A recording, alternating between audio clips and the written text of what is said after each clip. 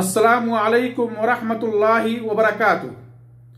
الحمدللہ وحدہ والصلاة والسلام علی من لا نبی بعدہ، اما بعد۔ نبی صلی اللہ علیہ وسلم کا حسن سلوک اپنے دشمنوں کے ساتھ۔ ناظرین کرام، اسلام ہر خیر کا داعی اور ہر شر کا منکر ہے۔ اسلام کے پیغمبر محمد صلی اللہ علیہ وسلم رحمت و شفقت اور اعلی اخلاق کے امام ہیں۔ اپنے ہوں یا غیر، سبھی اپنے آپ کو وہاں مامون و محفوظ سمجھتے تھے۔ تاریخ انسانیت میں دشمنوں کے ساتھ حسن سلوک کی بے شمار مثالیں ملیں گی، مگر رسول اللہ صلی اللہ علیہ وسلم کی شخصیت سبھی پر فوقیت رکھتی ہے۔ اعلی اخلاق کے مالک، عفو درگزر کا پیکر رسول اللہ صلی اللہ علیہ وسلم نے اپنی ذات کے لیے کبھی کسی سے انتقام نہ لیا، جیسا کہ صحیحین میں عائشہ رضی اللہ عنہا کی شہادت موجود ہے۔ مکے میں کفار و مشرکین نے بے انتہا اذیت و تکلیف پہنچائی، طعن و تشنیع اور الزام تراشی کی، گالیاں دی، مذاق اڑایا، ظلم و ستم ڈھائے، حتیٰ کہ قتل کی کوشش کی، مگر اللہ کی توفیق اور اس کی رحمت سے آپ ان کے لیے نرم رہے۔ فَبِمَا رَحْمَةٍ مِّنَ اللَّهِ لِنْتَ لَهُمْ، حتیٰ کہ جب حالات سازگار ہو گئے، اسلام کو غلبہ ملا، تو وہاں بھی بدلہ لینے کے بجائے رحمت و شفقت غالب رہی، عفو درگزر کا سایہ پھیلا رہا۔ انسانیت و محبت کی وہ مثالیں، تسامح اور عفو درگزر کے وہ نمونے چشم فلک نے نہ دیکھا ہوگا۔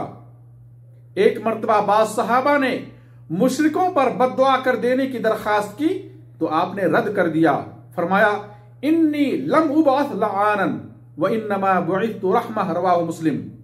میں لوگوں پر لعنت کرنے والا بنا کر نہیں بھیجا گیا، بلکہ رحمت بنا کر بھیجا گیا ہوں۔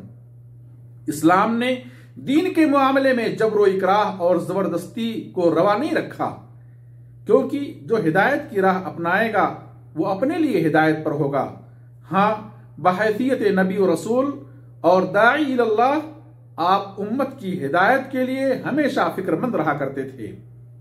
سن 10 نبوی میں زید بن حارثہ رضی اللہ عنہ کے ہمراہ طائف گئے۔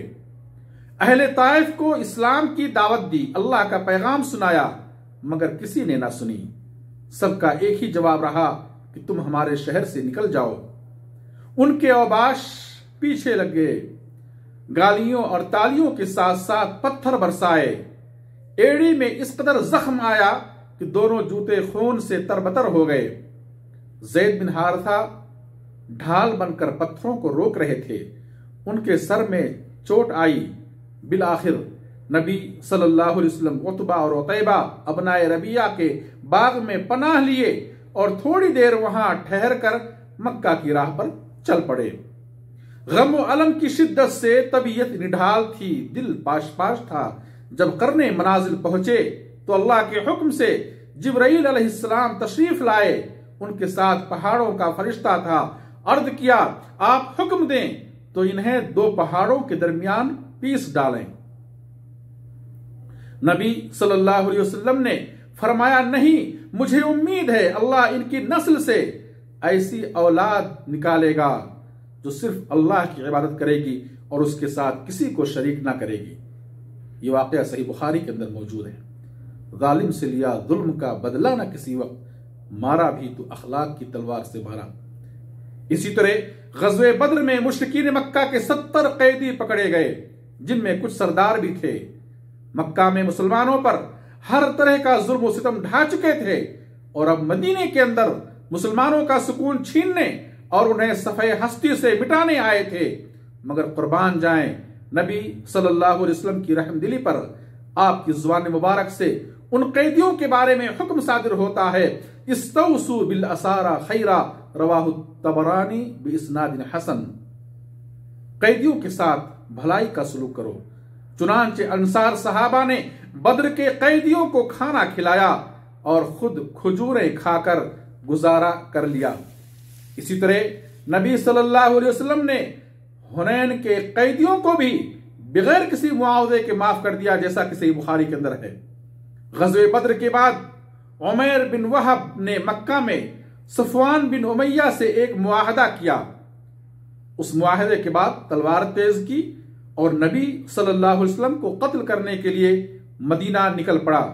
قصے مختصر یہ کہ اللہ تعالیٰ نے آپ کو وحی کے ذریعے عمیر کے ناپاک ارادے کی خبر دے دی۔ الغرض، جب وہ آپ کے سامنے پیش کیا گیا اور آپ نے اس کی غلط نیت و ارادے کے بارے میں بتایا اور اسے معاف کر دیا، تو وہ اس اعلیٰ کردار سے متاثر ہو کر اسلام کے آغوش میں آ گئے۔ دشمن قیدیوں کو امان دینے کے بعد قتل کرنے سے منع کیا اور پناہ دے کر قتل کرنے والوں کے لیے سخت وعیدیں سنائی۔ فرمایا، من امن رجلا على دمه فقتله فإنه يحمل لواء غدر يوم القيامة، رواہ ابن ماجہ وصححہ الالبانی، کہ جس نے کسی کو امان دینے کے بعد قتل کیا وہ قیامت کے دن غداری کا جھنڈا اٹھائے ہوئے آئے گا۔ نبی صلی اللہ علیہ وسلم غیر مسلموں کی بیمار پرسی اور خبرگیری کے لیے جایا کرتے۔ انس رضی اللہ عنہ سے روایت ہے کہ نبی صلی اللہ علیہ وسلم مدینے میں ایک یہودی کی عیادت کے لیے گئے اور اس پر اسلام پیش کیا، جس سے وہ متاثر ہو کر اسلام قبول کر لیا۔ اس حدیث کو امام بخاری نے روایت کی ہے۔ غیر مسلم اقربا کے ساتھ صلہ رحمی کرنے کا حکم دیا۔ اسماء بنت ابی بکر رضی اللہ عنہا کی ماں مشرکہ تھی۔ جب وہ اپنے بیٹی سے ملنے آئیں تو آپ نے انہیں اپنی ماں کے ساتھ صلہ رحمی کرنے اور حسن سلوک کا معاملہ کرنے کا حکم دیا۔ دشمن سے بدلہ لینے کی طاقت رکھنے کے باوجود اسے معاف کر دیا۔ ایک مرتبہ نبی صلی اللہ علیہ وسلم کسی سفر سے واپسی پر ایک وادی میں قیلولہ کے لیے رکے۔ صحابہ سائے کی تلاش میں درختوں کے نیچے پھیل گئے اور نبی صلی اللہ علیہ وسلم بھی ایک ببول کے نیچے لیٹ گئے۔ سب سوئے تھے کہ اچانک آواز سنائی دی۔ دیکھا تو ایک بدوی رسول اللہ صلی اللہ علیہ وسلم کے پاس کھڑا تھا۔ آپ نے فرمایا، اس نے غفلت میں میری ہی تلوار مجھ پر کھینچ لی تھی، میں سویا ہوا تھا۔ میں جب بیدار ہوا تو ننگی تلوار اس کے ہاتھ میں تھی۔ اس نے کہا، تمہیں مجھ سے کون بچائے گا؟ میں نے کہا، اللہ۔ 3 مرتبہ اسی طرح کہا اور تلوار اس کے ہاتھ سے چھوٹ کر گر گئی۔ رسول اللہ صلی اللہ علیہ وسلم نے اس شخص کو کوئی سزا نہ دی اور بیٹھ گئے۔ اس حدیث کو امام بخاری نے روایت کی ہے۔ ایک یہودی عورت نے نبی صلی اللہ علیہ وسلم کو زہر آلود گوشت ہدیہ کیا۔ آپ نے اس سے کچھ کھا لیا جس کا اثر آپ کے تلوے پر ہوا۔ اس عورت کو آپ کے پاس لایا گیا۔ لوگوں نے کہا، اسے قتل نہ کر دیں۔ آپ نے کہا، نہیں۔ یہ حدیث صحیح بخاری کے اندر موجود ہے۔ ثمامہ بن اثال اسلام کا بدترین دشمن تھا۔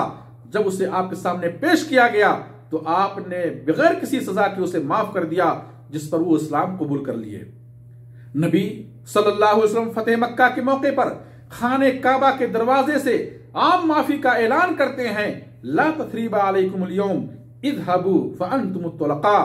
آج تم پر کوئی مواخذہ نہ ہوگا، تمہاری پکڑ نہ ہوگی، تمہاری کوئی سرزنش نہیں کی جائے گی، جاؤ تم سب کے سب آزاد ہو۔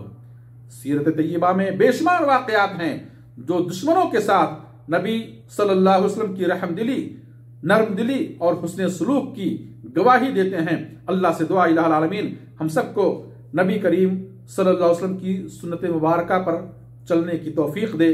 آمین۔ وآخر دعوانا ان الحمد للہ رب العالمین۔ والسلام علیکم ورحمۃ اللہ وبرکاتہ۔